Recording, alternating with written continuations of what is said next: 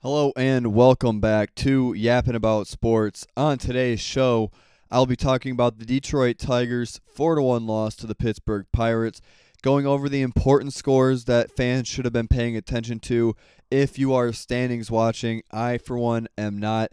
I'm just looking to stay updated at the end of the night, but I'm not scoreboard watching. I am not standings watching. I am simply watching the Tigers play night to night, telling you guys how I feel that they are playing, and also giving you my thoughts on if this is a postseason team or not. And to quickly answer that question, no, this is not a postseason team as of right now. It hasn't been for a while. I think I stand pretty firm when I just there's no hope when you look at this bullpen, and you're going to have to win close games if you want to make the postseason for one.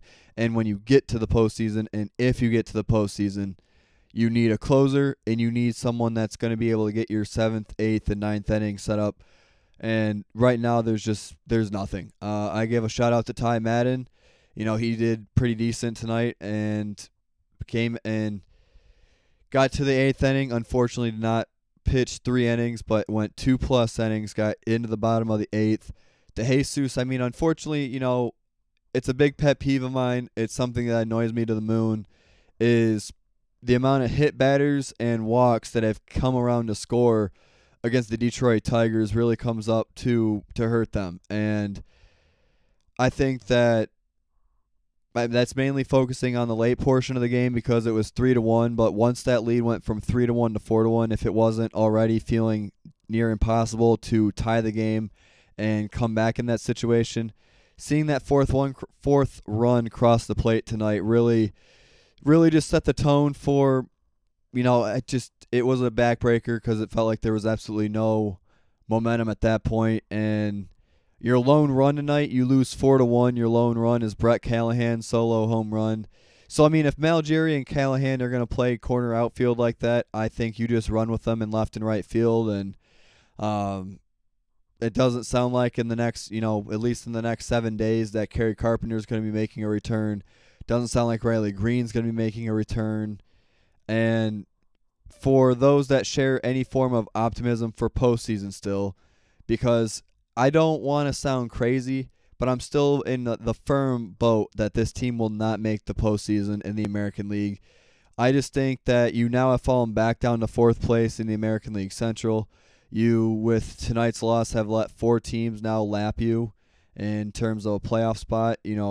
Baltimore loses 3-1 in New York. That was one final score to look at.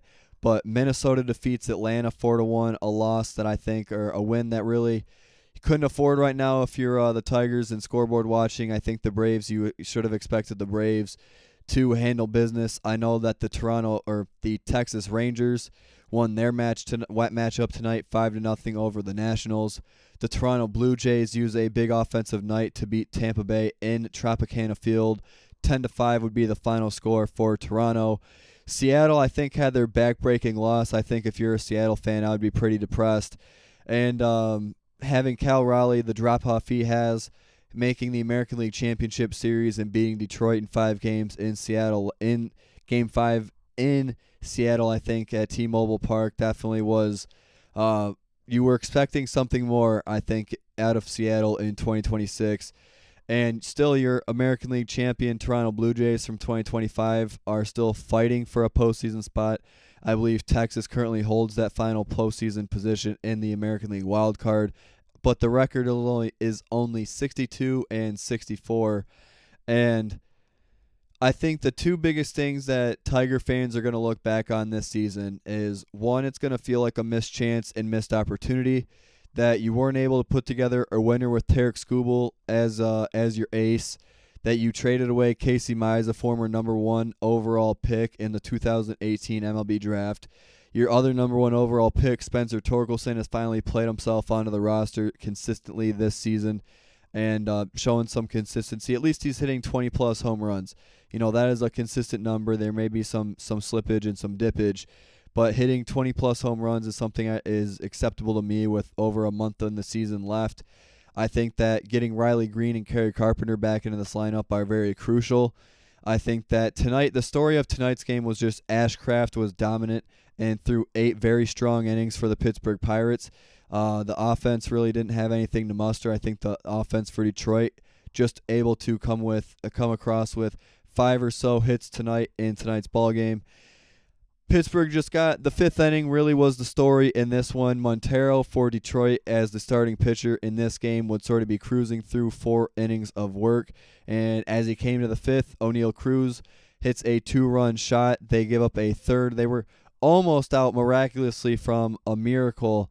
It seemed like that Magnum had overran the plate. Valencia tagged him. He was ruled out. Tigers get saved. It was a 2-1 ball game. In the 5th inning, Detroit is 1 strike away from getting out of it with just a 2-1 game. And unfortunately, they gave up an RBI base hit, making it a 3-1 game after 5 innings of work. And as I already mentioned, DeJesus gave up an RBI single in the bottom of the 8th, making it Pittsburgh 4, Detroit 1. Detroit falls to 61-65. They fall to 6 games behind the Chicago White Sox because I am currently recording during their rain delay in the Battle of the Windy City. It is 3-3 in the bottom of the 8th inning between the White Sox and the Cubs. Obviously, we'll be rooting for the Cubs to pull off that win in Chicago. But if you're focused on the Tigers, you're going to reshift after Montero starts. You're going to reshift the order back up to the top here with Job and Melton coming up. And you just have to find a way to win this series. Find a way to come out of this with a series win. You need it. So you need it extremely bad. And it's going to have to come against Paul Skeens, but I'm okay with that. I really am. I think that Paul Skeens is a very hittable pitcher this season. I do think that there is going to be a chance for the Tigers to pounce early and often, but this is the roller coaster you're ultimately going to be on. And I think Ashcraft is a very high-level pitcher, so I'm not discrediting that. But as a result, you're looking at the result. The offense goes from scoring 8 runs to scoring 1 run and giving up 5 runs in both games. I think it's pretty clear how I will continue to reiterate what the formula is for the Detroit Tigers to continue to move along and win baseball games. So that is what I have on today's show. Already went over the important scores. It feels like just root for the whole American League to lose outside of the Tigers, but my philosophy and how my outlook is for this team is I'm going to watch every night. I'm going to root for the offense and root that the starting pitcher throws a complete game once they throw that first pitch every single night. And I think Ty Madden is okay. I think Tyler Holton and those names are going to be okay. I'm fine. I don't but I'm fine with Jansen being your 9th inning guy if he needs to be your 9th inning guy to close out this season. And that's what it's going to be. They're now 4 games below 500. And that to me speaks a lot because I always look at minimally you now need 4 games to be 500. And you can only rely on having 4 games for so long. And with that number continuously dwindling down, there's not very much room for error left, and that's why you needed to avoid at all costs a sweep over the weekend, and you really needed to try to rebound with a sweep in Pittsburgh, and not being able to do so I think will end up hurting you more than it will help you in the long run. And 6-22 in the month of May, and having 18 games where you lose after having at least a 1-run lead entering the beginning of the 7th inning or later, that just hurts. And only being 4 games below 500 and knowing just 5 of those outcomes being flipped over means you're 1 game above 500 and not 4 games below, I think it hurts. And I think to me it's okay with that being a fact that Scott Harris in the front office failed. Last trade deadline, getting a solidified bullpen piece they could hold on to for control for another season.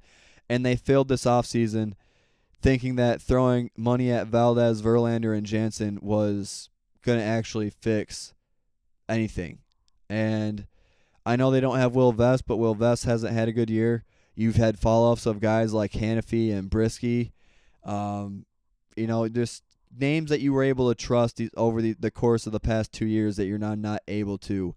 And I still go back to when you had Holton, you had Finnegan, you had Jansen, and you had Vest all sort of set up to be late inning bullpen guys. in a rotation that was going to feature Tarek Skubal, Casey Mize, Framber Valdez, Jack Flaherty, and so on and so forth. You had some expectation. There was, and now with Job and Melton in the mix, it really does suck. I expected this team to win 90 plus games, win the American League Central, and make the postseason as a 1 or 2 seed. That was just the reality that I had set for this team. It really was. And to see that they're more than likely going to fall short. They were the first team to 60 wins in 2025 and now are struggling and in terms of contenders, they're one of the last teams this season. Who knows? All that I do know is that the Tigers lost 4-1. They have a chance to salvage a series tomorrow in Pittsburgh and must pull out all stops in order to do so. That's really all I got. Is if you want my honest opinion, the Detroit Tigers are going to miss the 2026 postseason. And I think you're going to sit back and it's going to be the reality of the situation is you never had a bullpen that gave you a chance. You had a lineup that was too hot and cold, and you ultimately did not spend enough money fixing this bullpen in order to make it Major League ready and have it be a product that you can be semi-proud of at the end of the day. So I know there is football around the corner. I will talk more football when we get to football season. As I'm currently recording, we are 3 weeks, 21 days away from the NFL season kicking off between the New England Patriots and the Seattle Seahawks in Seattle. And then on Thursday night following in Melbourne, Australia, you have the 49ers taking on the Los Angeles Rams, who will be Super Bowl favorites entering Week 1, especially if they end up getting Aaron Donald, which I think if we're not playing, just quit playing and make the official announcement. Aaron Donald and Myles Garrett are going to be on the same defensive line, and you're going to have Matthew Stafford and Puka Nacua anchoring that offense and Kylen Williams once again. So focus on the Detroit Tigers and Major League Baseball right now as the playoff picture continues to heat up. I'm not talking about the National League picture as much because it's really right now between the Phillies, between the Diamondbacks, and between the Padres, so I will continue to circle those three day in and day out. But I'm excited to see where this American League wildcard picture goes. I will hope that the Tigers continue to find ways to win baseball games before welcoming in the likes of the Tampa Bay Rays and Los Angeles Dodgers, because I have real jeopardy that they lose 4 or 5 of 6 of those games. And really, that's where I'm going to hold all my hope. And if they're able to go 2-2, if they're able to go 3-3 or better against the Rays and Dodgers at the end of this month and are still within a game and a half or a game of the wild card, sure, I'll be bought in enough to watch every game and hope that they make the postseason. So that is what I have for you guys on today's show. I'll be back tomorrow with another edition of Yapping About Sports, talking more baseball, closing in the gap to college football season as well. Cannot wait to talk Week 0 with TCU and North Carolina with Bill Belichick entering his second season as the head coach of the North Carolina Tar Heels. So thank you all again for watching. Thank you all again for listening. I will see you all again tomorrow.